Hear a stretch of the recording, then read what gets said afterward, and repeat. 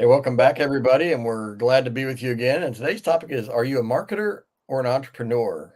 And David, this is one of those maybe it's an existential kind of question for entrepreneurs or business people. Do you think Existential? it's the deep Wow, stuff? This is wow, the this wow. is the am I what? Who am I? We shifted right out of the kiddie pool into the deep Where you water. want to feel? Yeah, we went right to the philosophers end of things. I was like, man, they're like bring you back, and this is what I get. We go straight into the deep world.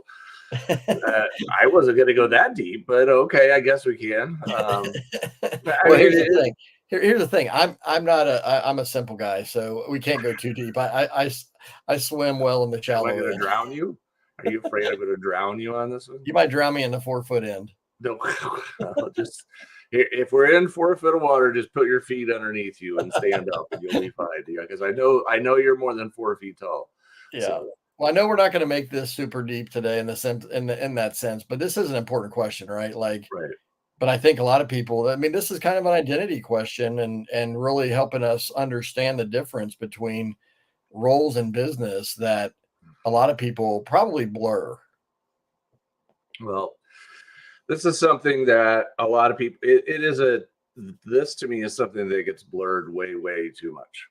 It absolutely does. It's look, marketing and entrepreneurship, or marketing and owning a business or running a business, are very intertwined. Correct. If you don't have sales coming in, you don't have a business. Right. If you don't have customers and a reason for your business to exist, you don't have a business. I mean, there's nothing, Hmm. there's nothing there. You just have an idea, is what you have. So, and there's a lot of confusion around those two, because those two things are very, tied at the hip, but they're not the same thing. And Hmm. I think there's a real important reason to distinguish between the two. And so I wanted to just talk about what's the difference, and why, if you don't completely understand this, it could be critical to the success of your business. It could be causing you to fail in your Yeah. business. So, first, I think we should just talk about what's a marketer. A marketer is someone who's focused on making sales. The marketer whose primary focus is, I want to make sales, I want to get more customers, I want to get more money in, I get increased revenue, get the next deal, get the next person to say yes. And they're good at it. I mean, and the people who are good marketers are good at, Hmm. we've all met people who are good salespeople. Right. They know how to do it. They know how to sell. They know how to get people to say yes. And as a result, they become very important in a business. Hmm. In a if and we've all I was talking to somebody in our small group at church last week, and they're talking about how they're having trouble with one of the people in their company, and because he's acting like a real jerk and treating people around him very poorly, but he generates a tremendous amount of sales. Yep. And because he generates a tremendous amount of sales, his rope is very long of what he can get away with. Right?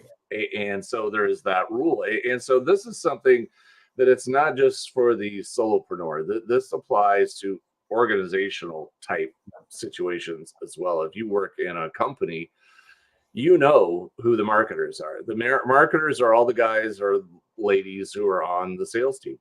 Hmm. Those are the people. And I had this. I remember back when I was even in banking, my early days in banking. I saw this. This was I would go, and my very first job in banking was as a personal banker. So you just, as the person you walk into and say, I need to open a checking account. That was me sitting behind the desk. And my first job after college, really, I was sitting there, and I would do that. But we would also help people get loans. Like if you wanted to get a refinance your mortgage, or get a home equity loan, or even get a new loan to buy a home, we would start helping people with that as well. We would get them all the paperwork they needed, have them complete a bunch of stuff, but then we would have to work with the people who are the underwriters. And the underwriters thought everything was about them. They were the ones who made They all the held the deals, power, right? and they would treat customers like garbage. And they would literally treat them like just, and they would make them come up with, I mean, and I learned like, because I'm the one having to deal with the customer. The customer is coming in and Right. talking to me, and I'm having to deal with the people who are making the lending decisions. And even though they weren't salespeople directly, they viewed themselves as, and they viewed themselves as powerful. And they viewed the old rule of the golden rule, which is he who has the gold makes the rules. You got heard That's a down. that's a banking version of the golden rule, huh? It is, and you learn if you go ever work in a bank, you will learn how that rule works very quickly. Because whoever has the power makes the rules of what we're going to do, and they would make customers supply additional documentation. Well, and come up Jump with it, through hoops, probably. and it's completely unnecessary. And I knew enough about what it took to get a loan approved to know that that's all. None of this is needed. Yeah. So when people would come in and fill out applications, I would help them. And they would say, well, we have this. And I'd say, don't talk about that. Just don't mention it. Because all you're going to do, if you put that down on that, yeah, you're going to raise flags. This jerk over here, that's in the other building is going to all of a sudden demand that you document everything on it in the last 5 years. I said, it's not relevant. It doesn't matter to this whatsoever. It has no bearing on you being able to get and or pay the loan. Right. It's not a part of it. So don't bring it up and don't say it because it's not important, not relevant information. And if you do, it's going to make life a lot more miserable for you. Yeah. And so I would do this all the time. And so they would be just like, oh, and I would get into fights with the underwriters because, well, you were trying to protect your customer, right? I was trying to protect the customer. And even I had one time where I was getting into it enough where the branch manager and I had to go have a meeting with them. And we sat down and had a meeting with the underwriters because it was getting a little, because I was starting to fight back a little bit because I'm like, I can't imagine that. Oh, shush. Gosh, even in my early 20s, when I was just getting started off, I had a limit as to how much garbage I would take. But your Dutch stubbornness came through, huh? The stubbornness was definitely showing up and coming through, but I would push back. And I still remember Denise, who was the branch manager, and she's like, we're going over there because she was hearing what I was dealing with and what I was doing. And we went over there, and it was not a happy meeting. It was hostile. They were rude and jerks to her, just like they were to me. And we walked out, and this is the lady who actually is an authority over, more or less them as well, because she's the branch manager. She has regional, even on our little area branches over there. She has a good amount of authority. And she walked out of that. We walked out of that meeting, and she looks at me and just goes, David, I'm sorry. I'm sorry that you have to go through this all the time. Because she was just like, these people are awful. But this is my point when you're dealing with people who are just marketers. They think that everything is about them. They think that everything is about I make the sales and I am the business. Right. I find this you get rid of me, you lose it all. Right. If you don't have me, there is no business. And and they start taking the approach of I am the business. And what happens is they start diminishing everyone else's role in the business. All the other stuff that has to happen in the business gets diminished. So now let's transition. So what's an entrepreneur? Let's just kind of take the other side of the coin. What's an entrepreneur? An entrepreneur is someone who knows that sales are incredibly important. They know. They're well aware that you got to make sales to make a business run. They're very much aware of it, but they also have a much broader view of what it takes to be successful in business. They know that it's not just enough to make sales. Mm-hmm. You have to have customers that are happy. You have to have customers that are taken care of. You have to have systems in place that ensure that the things that are supposed to happen for the customer actually happen. Right. So if a customer paid you, $1,000 for something, you need to ensure that they get everything that they paid for, that all of the stuff that they're supposed to have, if you're selling them a course or you're selling them a coaching service or whatever it may be, you have to ensure that they're getting all those deliverables. All those things have to be going on. And you're concerned about, okay, we need to make the website clear and easy to use and efficient so that people can, know how to use it, and they can easily find answers. They can easily go through things. They know how to get what they need. They're not going to get frustrated. They know how to get help.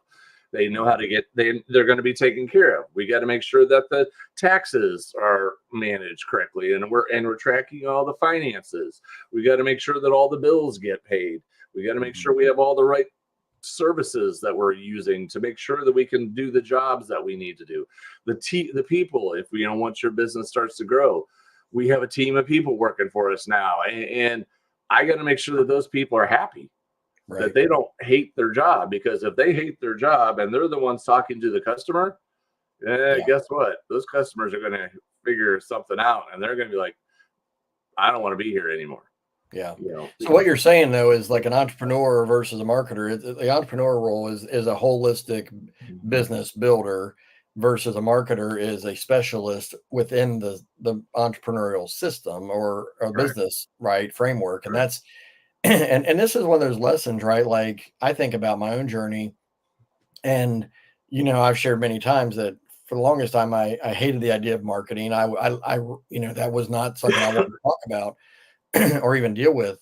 I had to come around to that. But I think inherently I understood the role that this was bigger than just one piece of business too, which I'm grateful for now. I didn't see it then when I first started, but to understand, yeah, I've got to be all these different departments that a business has. With my small business as a solopreneur, or even having a small team, like you said, we have to think about there's still all these functions that have to happen. Whether you have one of those functions or 5 of those or 10 of those, that depends on the size of your organization. But you were talking about the bank. I remember working with a client years ago, doing leadership training and coaching with their staff, and they were an IT company. Where they had friction was their sales guys would go out and sell the world to clients, and the operations and delivery side was like, we can't do these things. Why are you selling them? Why are you telling them we're going to do this? They're like, we can't handle that. Or, it was either beyond their scope, it was beyond their capacity, but the salespeople would basically oversell, and the operations people would be completely frustrated and furious with the sales side. And so there was this constant friction and banging of heads. And a lot of it was in some cases, both sides were wrong in how they were handling it. But I understood why the delivery team was frustrated, because the salespeople, their whole thing was they just wanted to go make a sale, make money, make a commission. Their operations people had to deliver upon that and deal with the customer after the sale, and they were dealing with all the headaches and the pain, like you were talking about. Well, and then I've seen it happen over and over and over again, is that the salesperson will promise something that can't be done. Right. They will literally sit there and tell the customer, or I've even seen them stand on stage and tell an entire audience, oh, we'll do this for you. And everybody on the team is saying, no, that is not. Yeah, but possible. You can't do anything about it in that moment, can you? And we can't. And I know, and I was like, saw it happen once, and I was in the back of the stage, in the back of the room, waving my arms like, no, we cannot do that. I mean, and because what ends up happening, and again, here's the problem. He'll get people to say yes because of that, but then they pay their money, and all the operations people who have to deal with the customer and deliver the service are now getting yelled at. Right. Because the customer's mad because I just paid you X amount of money and I want this, and now you're telling me I can't have it. Yeah. And this is where it gets people in trouble, and this is where it destroys businesses. So here's where I see it as well. Is I see it all the time. Somebody comes up and says, I'm going to just do this business. And then a month later, I'm going to do this business. And then a month later, they're going to do that business. Would you classify that as a marketer or as an entrepreneur, Chris? Oh, that's got to be a marketer, because it's the shiny object or the hot item of the day, right? Because if they've got their sales skills, they can sell things, right? Right. And 100%. But it may not be sustainable. Correct. And that's exactly where the problem is that you go out there and all they're trying to do, because they're not truly interested in building something that's inside of them, And this is one of the primary distinctions. Okay, and this is what we really focus on teaching in DLG is, and this was on our coaching call this week. One of the things that we really talked about a lot, we spent a lot of time talking about this, is like you are building something that isn't just an idea. Okay, marketers come along and say, I think I can sell that, let's do it.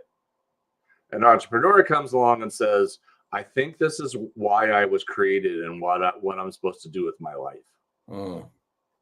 I'm supposed to build this. This is how I'm gifted. This is what I'm good at. And this is how I can serve the world and get paid for it. See, it's much, when you're looking at it from an entrepreneurial lens, you're looking at it from a much deeper, more intimate view.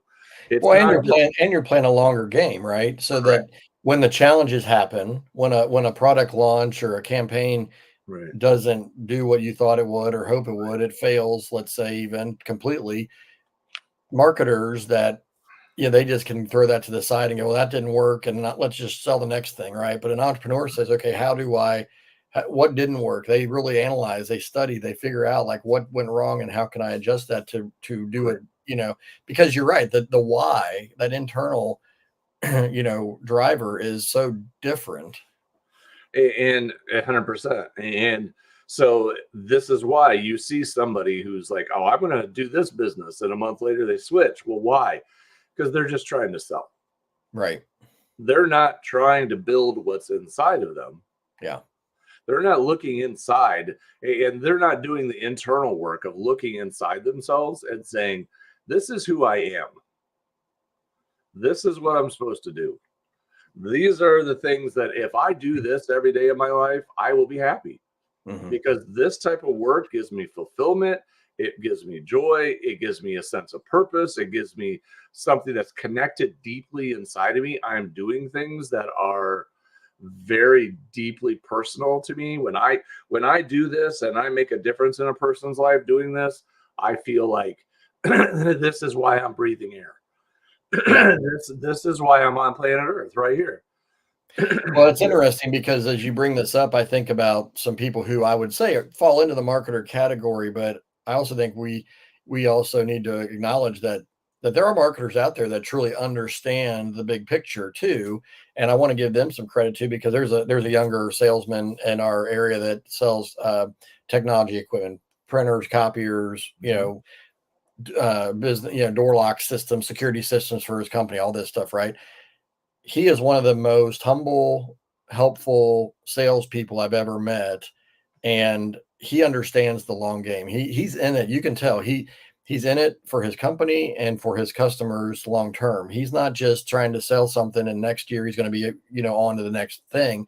He truly believes in what he's selling, and I think there's a distinction of there are the sleazy marketers, right? That kind of, I think we've probably really been focusing on up till now, but there are those who, when they do understand the bigger picture and have more of an entrepreneurial mindset, even if marketing and sales is their focus inside their business or, a company, they still understand that, okay, I've got to do right by everybody on the team. I've got to do right by my customers, by my team members.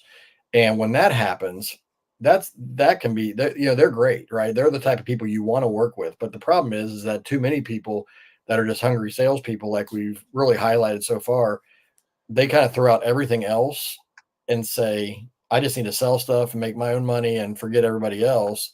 Right. And that's not, if you're going to build a business, especially as a coach, course creator, a trainer, somebody it's a personal brand type business where you're really investing in people and relationships, this can make or break you easily.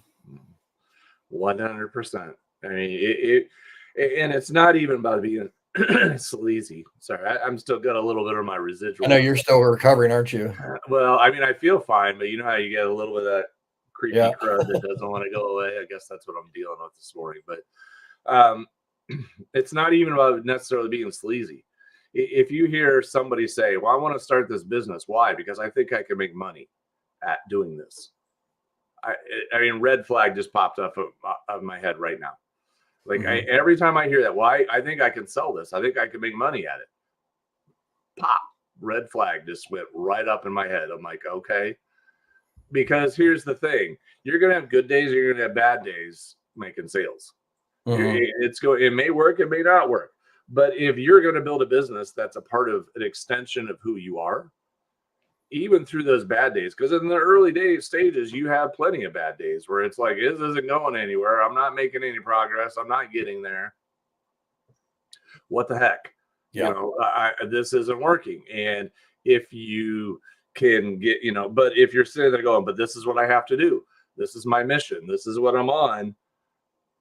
And you're going to say, okay, I just got to keep going. I got to keep trying. I got to Yeah. try a different way. I got to try a different approach, but you're not going to leave the business. You're not going Right. to walk away from it. You're going to keep going. The marketer will just say, well, guess no one wanted to buy that idea, so let's give it another one. Yeah. And I see that over and in the space that I work in, with lots of online marketers, lots of online entrepreneurs, I see this over and over and over again. And I look at it going, you have a great business idea here, but you're not sticking with it long enough for it to succeed.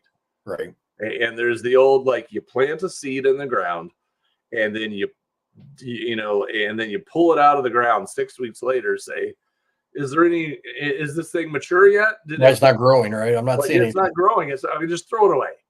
Yeah. And again, being a farm kid that grew up in that, I know that's not how it works.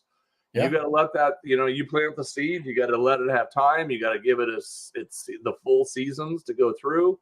Got to You got water it. Got to pull weeds, right? Right. You got to water it. You got to give it sun. You got to give it time.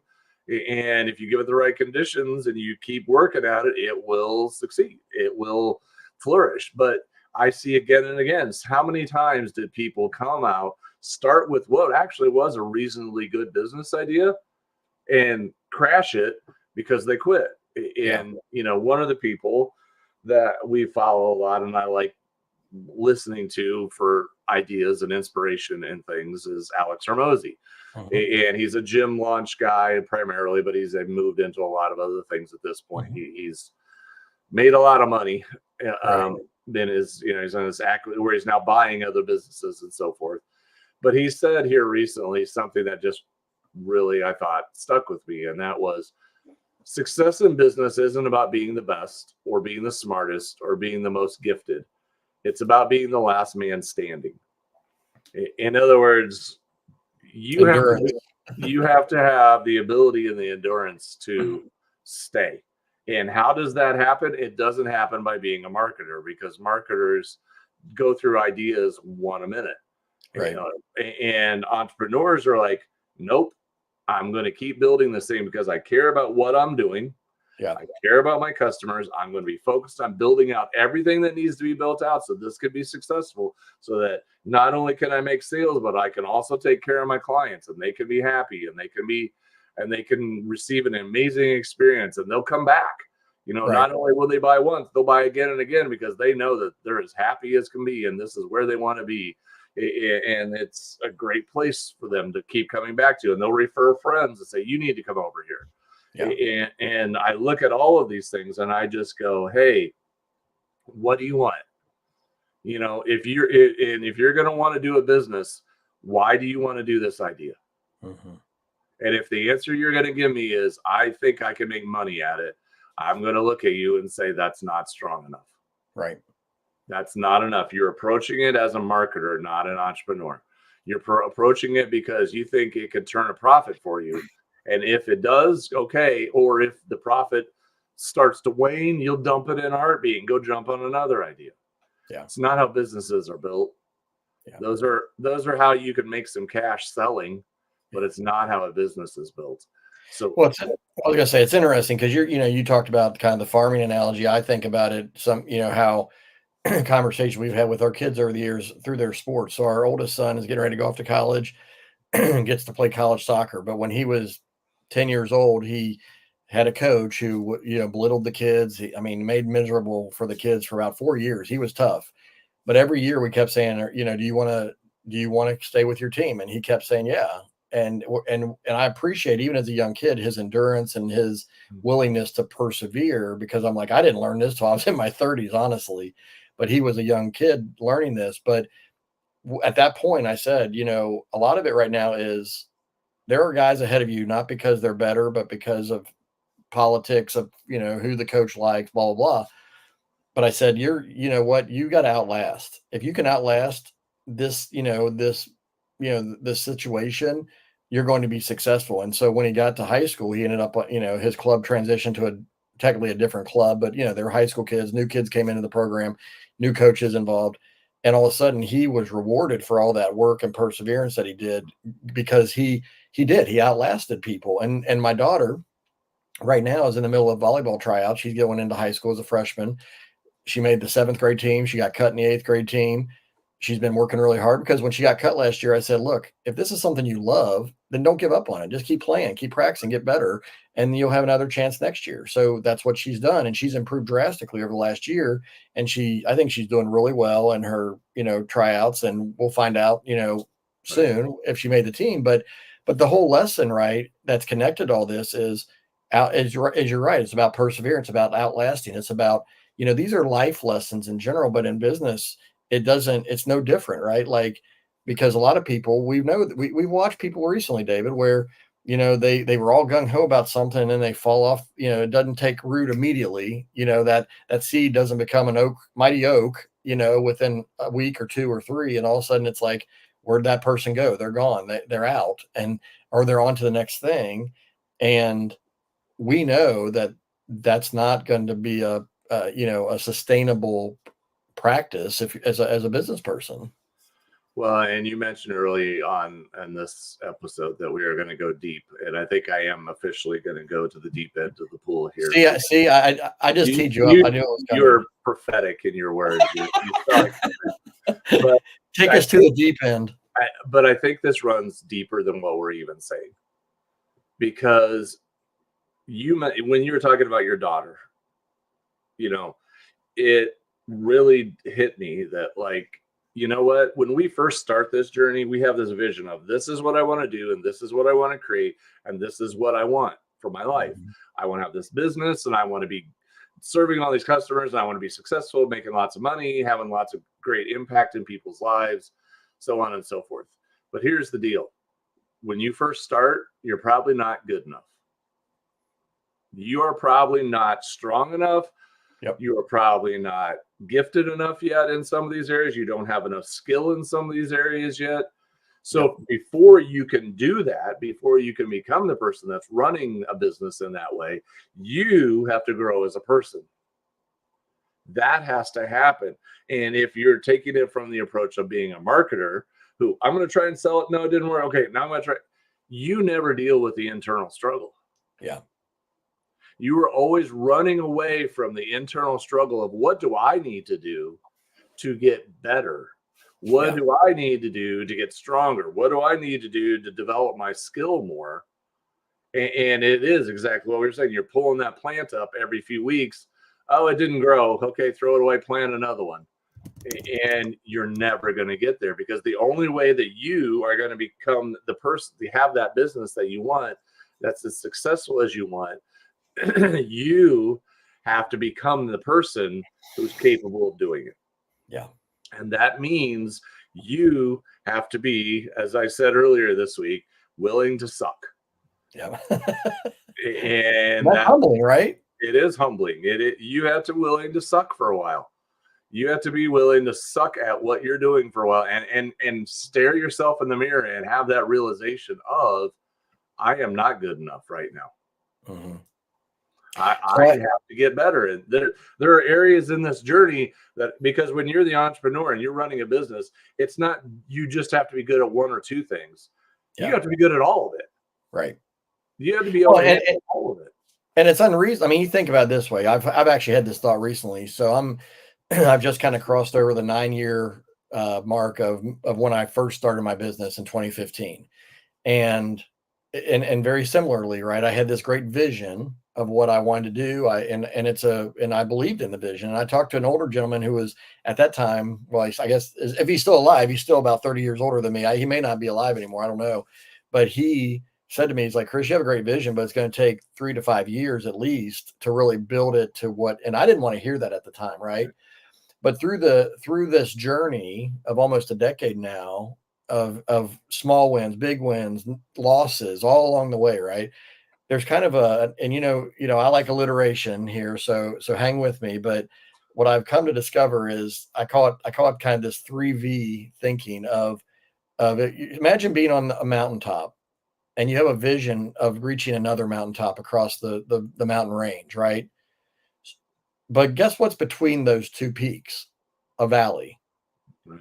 So you have to go from the mountaintop that you're on, you have to go down into the valley to get back up to the other top to victory of achieving that. So you got vision, then you have the valley of becoming, I call it, and then you have the victory of achieving the vision. But most people don't want to go through the valley of becoming. Right. They don't want to become better. They don't want to do the work. They don't want to learn and grow. I mean, people laugh at me all the time, David, because they always say, "Oh, Chris, what book are you reading now?" Or you always say, "I read a book," and I have, and I've read a lot. And you and I both read a lot. We've taken a lot of courses. We've had coaches. We've done a lot of training over our time. But you know what? There's people that want what others achieve, but they don't want to do what others have done to get there. And for me, I had to realize, and it took me a while, that I was successful in my career as a pastor full time for 20 years, but it was because I grew in that lane, in that realm for 2 decades, and I knew what I was doing. I had mentors, I had peers, I did a lot of investing in myself, and then I thought, well, I'm just going to start a business and be successful automatically. That was my ignorant thinking right out of the gate, right? But what I've realized, You're and not God has alone taught in me, that thinking. I know, but what I That's had what to a lot of realize, people right, are. Right. is just that, Chris, why do you think that starting something brand new that you've never done before, you're going to be successful on day one? It's like so really I've been going through, and our friend Martin, who we've had on here before, he talked, it's like you're going through this school, this education of growth and becoming. And when I've talked to him about these types of things over time, he reminds me of that. Like, think about where you were a year ago or where you were 5 years ago. You may not, the reality is entrepreneurs have big visions. My vision for my leadership coaching business is not small. Our vision for Design Launch Grow to help coaches, course creators, and trainers is not small. It's huge because we believe in what we're doing, because like you said, it's in our core of who we are, that we want to help people be successful. And yet to get from here to the top of that next mountain, that's a journey of development. That's a journey of perseverance and grit. And you've talked about that a lot before too. But yeah, so this is the deep end part of this, because folks, you have to go through the process of becoming capable of who you need to be so that you can truly do the vision that you have.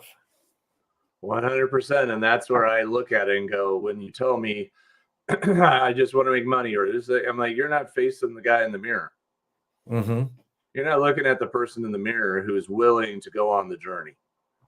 Because building a highly successful business, building a life transforming business, not just for you, but also for your clients, building something that's going to be impactful, that's going to be long lasting, that's going to take care of you, is not a weekend project. Right. It's not a, well, that's what people are being sold online, right? That's what marketers are selling. I know. And then they jump in all these ideas where I can sell this to make money and it's going to be great. And, only a few hours and I can start making a bunch of money. Okay. All right. Maybe you can make a little money at it, and we'll see. But it's not going to be a long-term business because you're not doing the right things. And that's, I think, where probably a good place to wrap it up is that there is a big difference between being a marketer and an entrepreneur. Marketers are important. They're absolutely important. They bring sales in, they get customers, they bring people in. Yeah. But there's a whole lot more to running a business than being a marketer. Yeah. And if that's the only thing you're focused on, or if you are a salesperson and think the entire business is me because I'm the one bringing in the sales, you need to go take your attitude and your ego and have a check, because you are important, right? But you are really, really clueless as to how this entire thing works, right?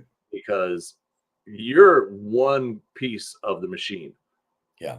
And if you're going to be that way and you think it's all that, the entire machine is one piece, then this machine's about to break. Yeah. And it's not. Well, yeah, because Yeah, because the reality is if you sell something that can't be delivered upon, you may make that one sale, but you're going to get a reputation that Right. is not going to be good, and people will quit buying from you because they don't trust you anymore. So marketing and trust go, this are so, intertwined and critical that it can make or break you as a marketer. But if you know that you have a great product on the back end of your sales, messaging and marketing efforts, then yeah, you can truly be a great marketer for the organization. But like you said, it's one piece of the puzzle. It's not the entire puzzle. Right. I agree 100%, Chris. Hmm. Well, folks, if you're thinking about this whole thing of, okay, how do I put all these pieces together? Maybe you are on this marketer side, or maybe you're more on the operational or production side of things, but you don't know how to market well, like because there's so many pieces in all this. How do I build my website? How do I put systems and processes in place to build a successful, thriving business that you truly love and you want to do long term? Then check out designlaunchgrow.com, because that is exactly what we have built to help people like you in that scenario that want to truly build businesses that make a difference, make an impact in the lives of people that you are your ideal clients that you love to serve. So check out Design Launch Grow. We have roadmaps for coaches, for course creators, for somebody who wants to be an organizational trainer and seminar leader. We walk you through this whole process of building something that truly is sustainable so that you can have this long-term impact and deep impact in the world. So we'd love to have you join our program. We'd love to have you be a part of things, because we know that solid businesses like this are so needed in our world, because there is so much out there that is kind of a waste of money. It's a waste of time for people. And we want to help you build something that's truly valuable through this process. So check out designlaunchgrow.com, and we will see you next time.